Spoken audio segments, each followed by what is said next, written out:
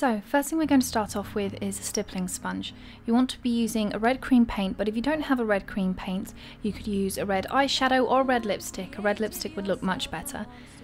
And then what you want to do is you're going to start dabbling it on your knuckles. It helps if you really clench your knuckles so that the bones stick out a little bit more, because the idea is that you need to scratch where the bone is naturally going to be hitting something like skin or a wall if you're angry enough. So you want to make that area look really red and irritated. Now, to make the skin look like it's broken, I'm going to be using some scar wax, taking a tiny amount and then blending it out with a tool. Once you've covered that knuckle, just push a hole into the top of the knuckle and push that scar wax back so that it looks like the skin has ripped away and has gotten pushed back, and it's going to look pretty gross, but it's very easy to do. Once you've scraped away the skin, what you're going to start doing is using a darker red, and you're going to put that around the edges to make it look a little bit more irritated.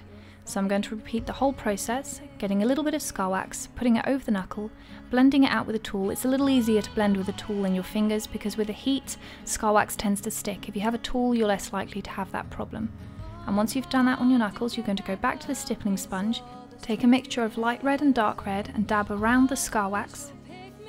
After you've added those little details, all you need to do is add some fake blood. You can use some fake blood or some red food colouring. Add a few more scratches, but more on the ends of your fingers as well. And then that's it. You're done. Look out from within.